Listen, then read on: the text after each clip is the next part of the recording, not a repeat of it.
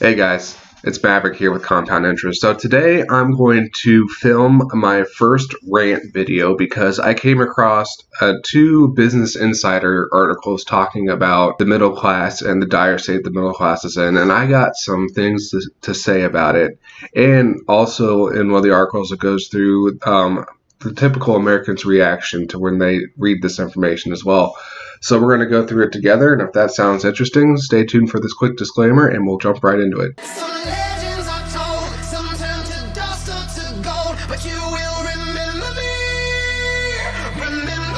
for centuries. Just one mistake is all it will take. We'll go down in history.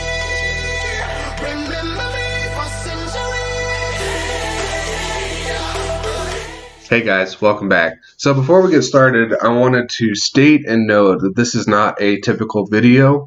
I am going to rant and cuss, and so I just want to let you guys know that there will be language that's not appropriate for kids. So if you have younger kids and you're watching this stuff, please don't let them watch it, because I'm going to cuss a lot probably. And on top of that, I even filled up more scotch today, more than usual, because to get through the stuff, what I'm about to share with you just freaking pisses me off. So my nose is a little nasally, so I'm sorry if I sound like that, but let's jump right into it. And always, as you know, if you could hit that like button and subscribe, that makes the YouTube algorithm happy. And as you know, when you hit that like button, I drink scotch.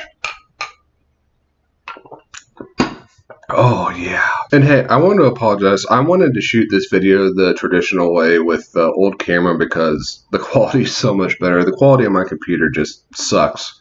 I wanted to shoot this the more traditional way I've been doing it, but I'm having issues with the printer this morning. It doesn't want to print out the sheets I wanted to use for notes. So I thought I'd just do it this way and pulling up the articles on the screen and putting myself down in the corner. So in my next video, I'm going to get down to shooting back my old way. And also, if you could please let me know if you prefer me shooting videos the old way or this way. I'd like some insight on which one you guys like better, which one you think is more engaging, more personable, and more relatable.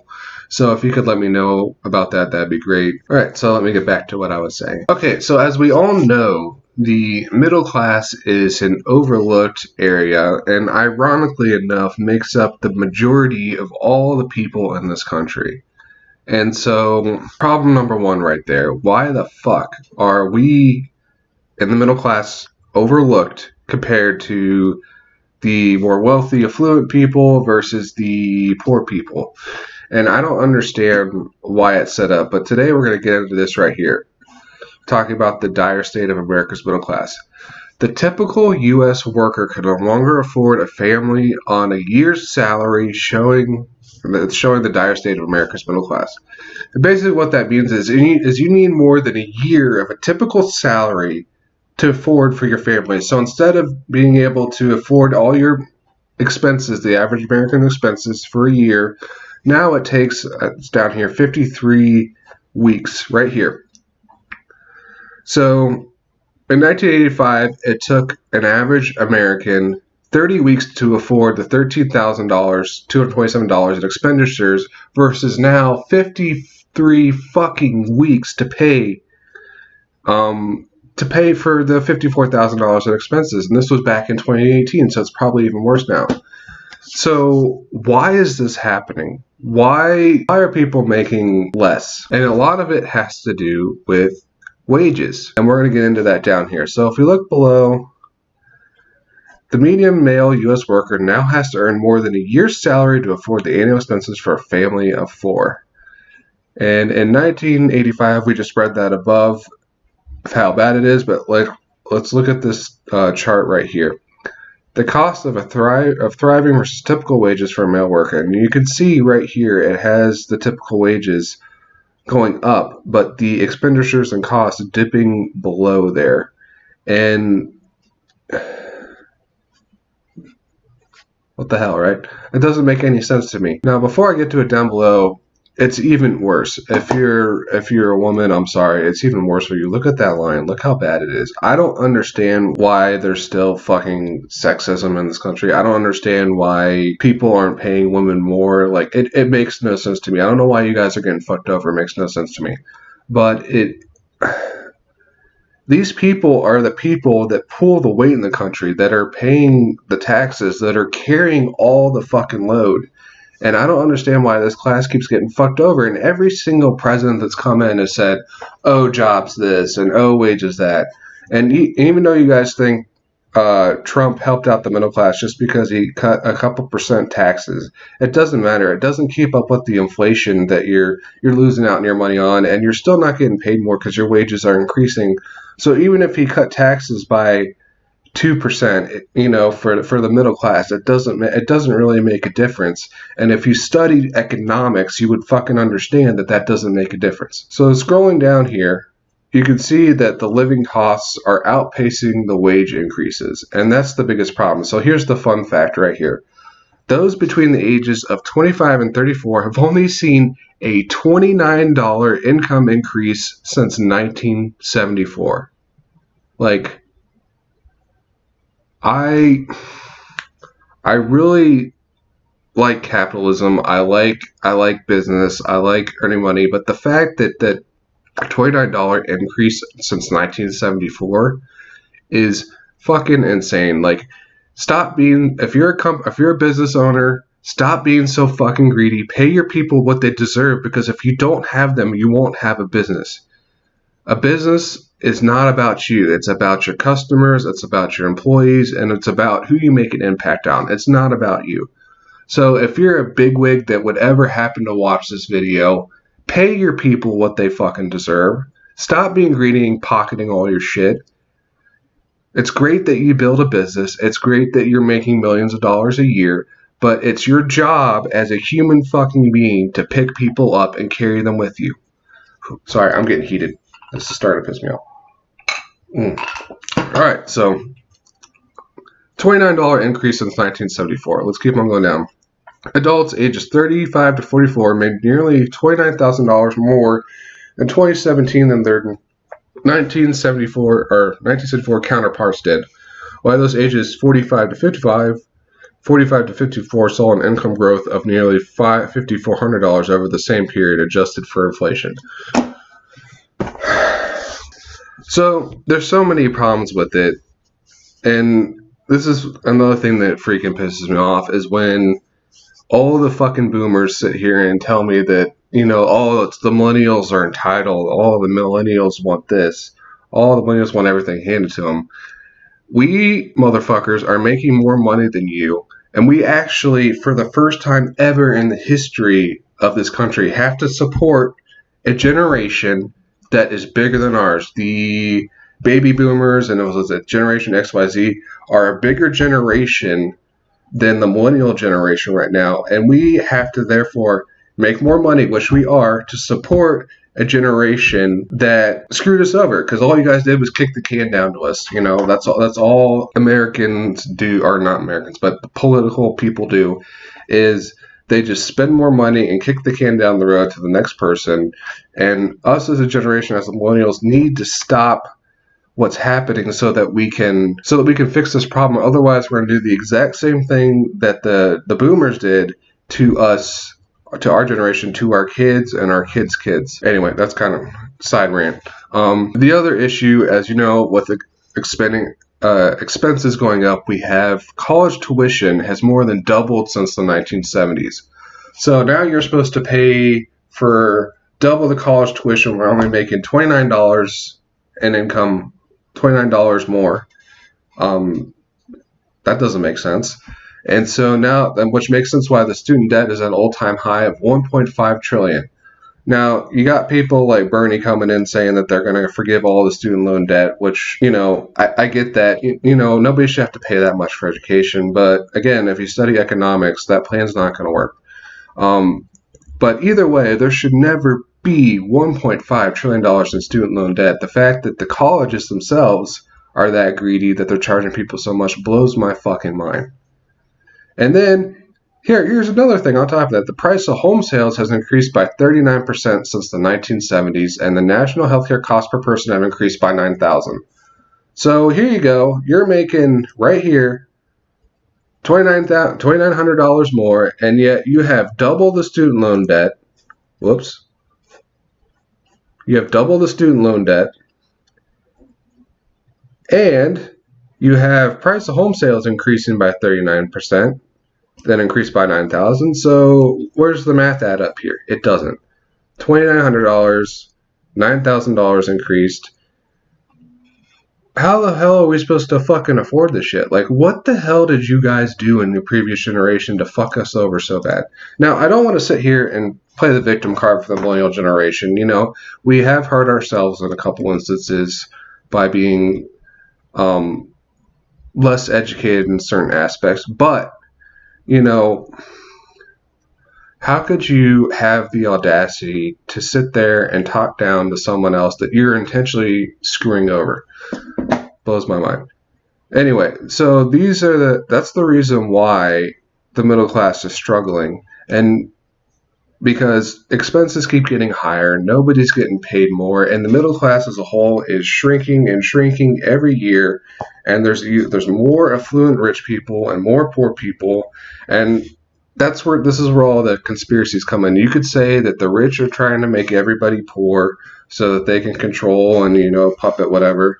And there may be some truth to that based on how these facts are starting to lay out. But at the same time, you know, not all rich people or affluent wealthy people are bad. They do provide the majority of jobs. They pay the majority of taxes, that kind of stuff.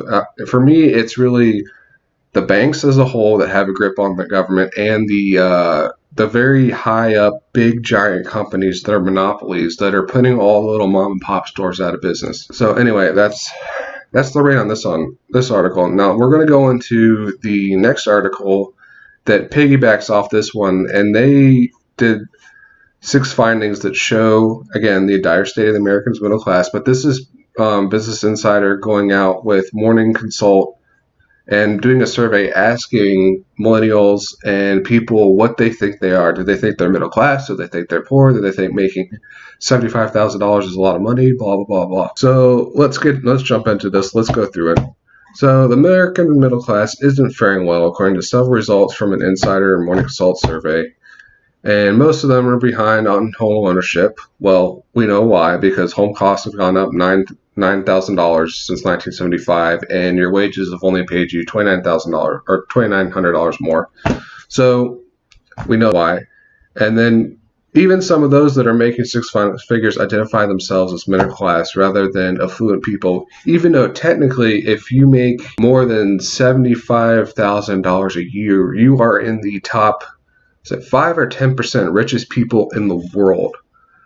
So I find that interesting that technically Americans are loaded compared to the rest of the world, but can't afford healthcare and other things. So that just tells you how backwards our society is, that we're making the majority of the money, but we can't afford to do anything still. All right. So let's scroll on down through here. This Morning Consult did 4,400 Americans asked respondents to define their financial situations as poor, working class, middle class, upper middle class, affluent, or they don't know. So you can kind of read this as I scroll down through here. We know that debt and wages and what was it? The other thing I talked about. But this is the first right here. Nearly half of Americans earning $100,000 or more think they're middle class. Right? $100,000 or more think they're middle class. Nearly 42% of those earning $100,000 or more said they're middle class. About 36% of them said they're upper middle class, and only 6% of those respondents said they're affluent. So I wonder, I'd like to know these people. This is the thing I don't like about this article. They didn't tell me what people were which. Like, these 6%, are these single people that are working in DC making $100K a year? Are they a family of 4? That's what bothers me. It'd be nice to know in these percentages what their family situations are. So a couple making $100,000 with 2 or 3 kids, it's not going to feel like they're making a lot of money versus a single person that's making $100,000 and has no responsibility at all. So that's what I don't like about that. But of the respondents who identified as affluent, 17% said they earned less than $50,000. Nearly half said they earned $100,000 or more, and about 34% said they earned between $50,000 and $100,000. But the class with the biggest difference in income levels was self-identified middle class. 30% said they earned less than $50,000. Blah blah blah blah. You can read through that. I don't need to. Whatever. And I agree with this. Class and wealth aren't the same.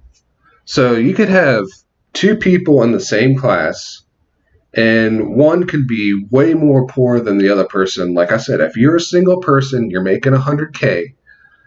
You don't have any responsibilities. You're going to have a lot more money than the person who's making $100K that's got 2 kids or 3 kids or 4 kids, however many kids you have.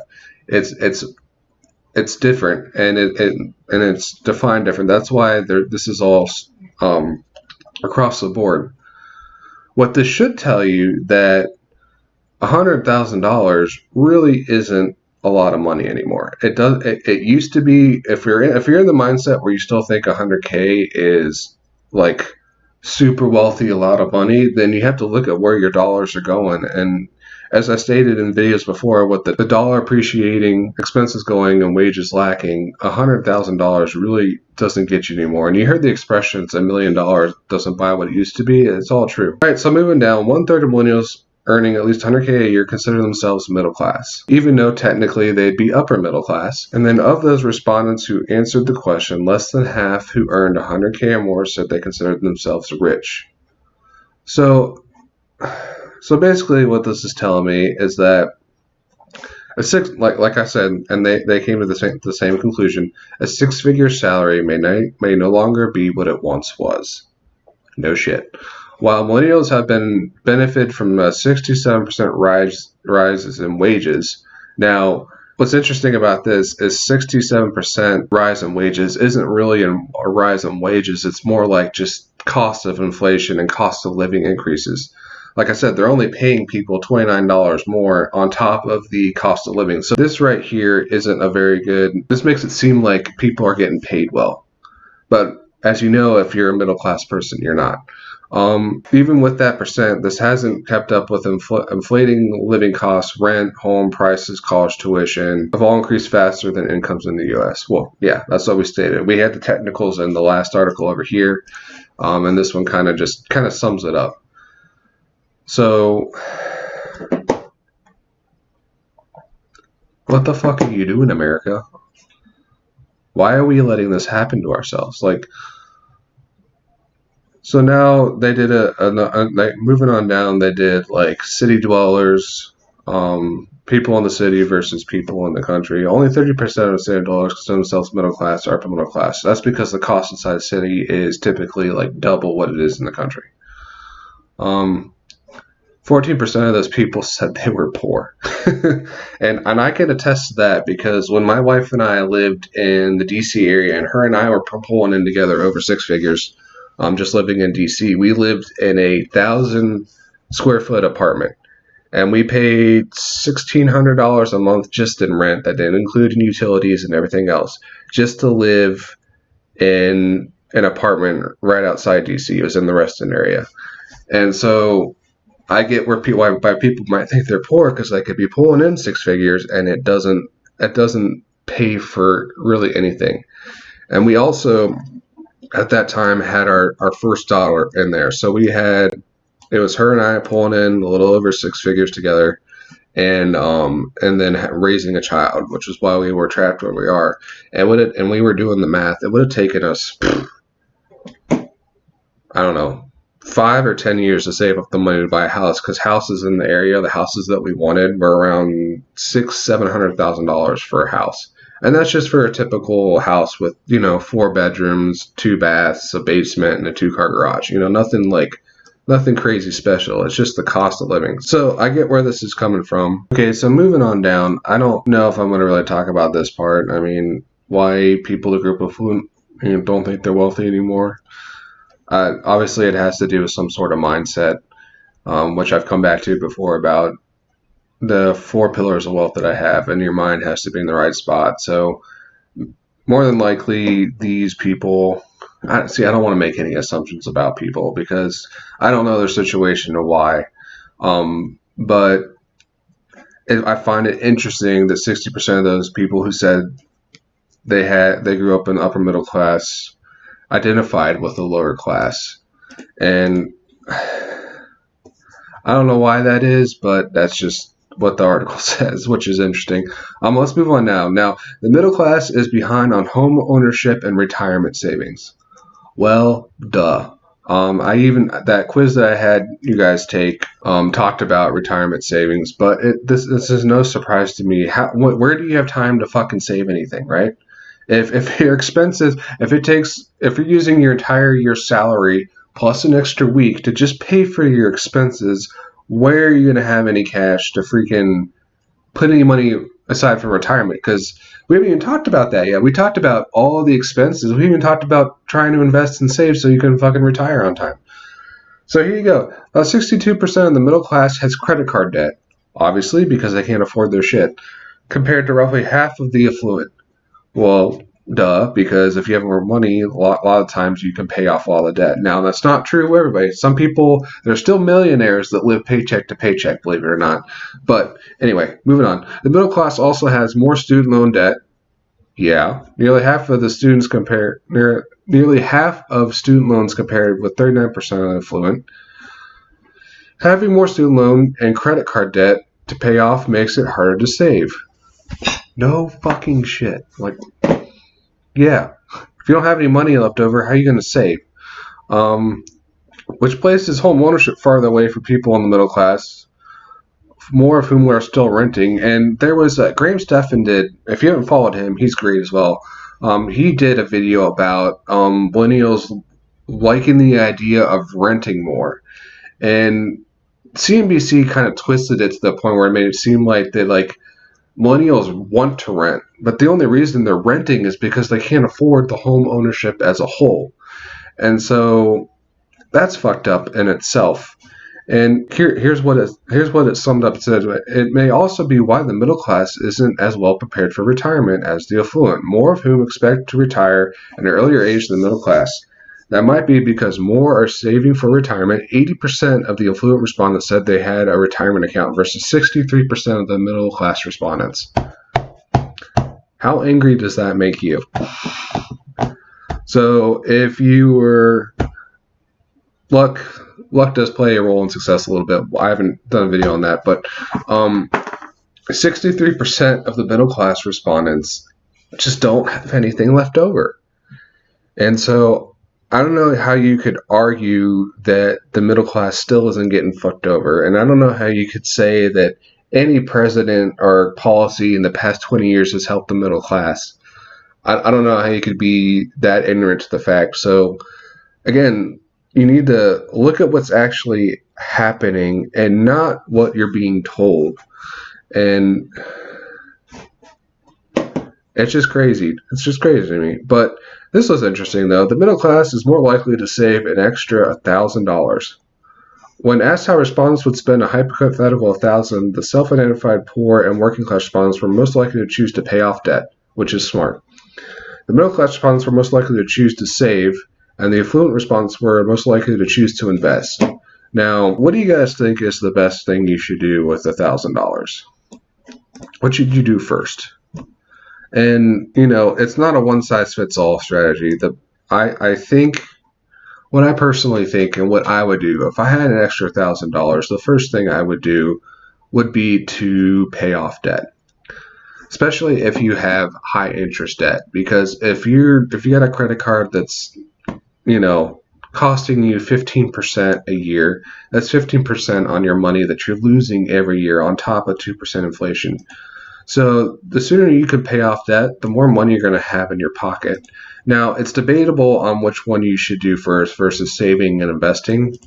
If you're just putting your money in a bank and it's not earning anything for you, I don't think that's the best idea, even though it's stressed and importance that you need to have an emergency fund.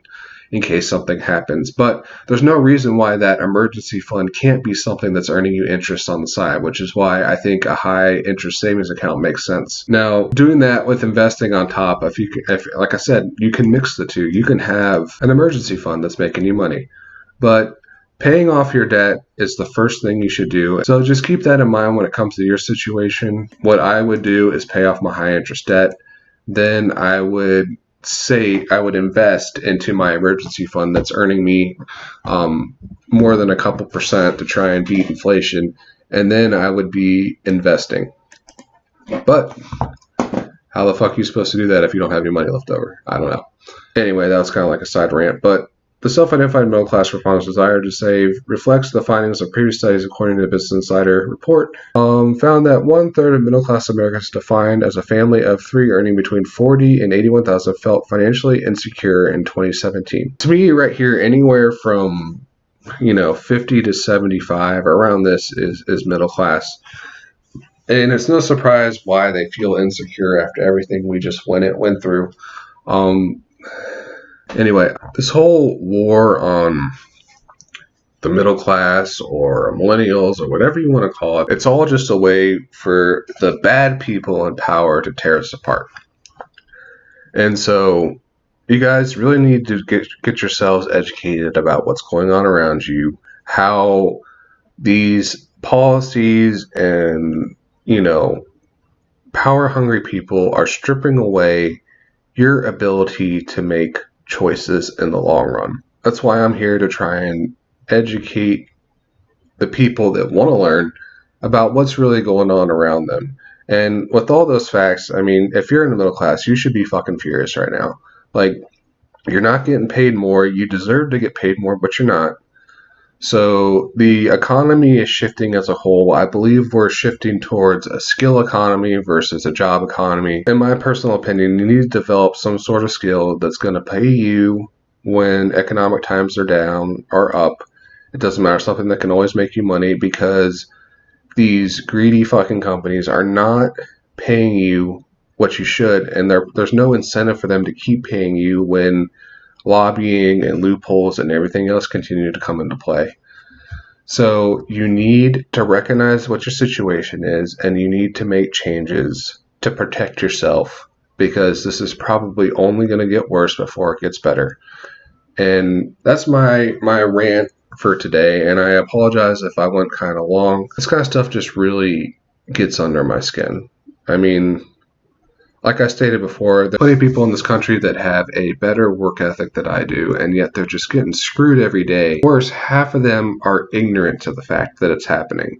They don't want to know. They don't care about anybody else. Now, I don't want to make it seem like everybody in the middle class or that's a millennial is a victim. There are some people, the stereotypes come from somewhere. There are plenty of people that are entitled, that think they deserve more than they should. I don't know why you would work a bottom job and think you deserve $15, $30, whatever dollars an hour. You should want to do more, but that's your choice. I guess what I'm trying to say is that we got to wake up. Got to wake up as a class. We got to wake up as a people. You got to look to the person right of you and next to you, and we need to stop letting these assholes fucking divide us as people. We're all American people. We all deserve freedom and prosperity, and it's time to take that back in our own hands. And I hope you continue to watch my channel and continue to become educated about this stuff, so that you can take control of your own life and make your life better for yourself and your family and your kids and your grandkids and so on and so on. And make sure that if you haven't already, please like and subscribe. If you hit the like button, it helps out the YouTube algorithm, and I drink scotch, as you know.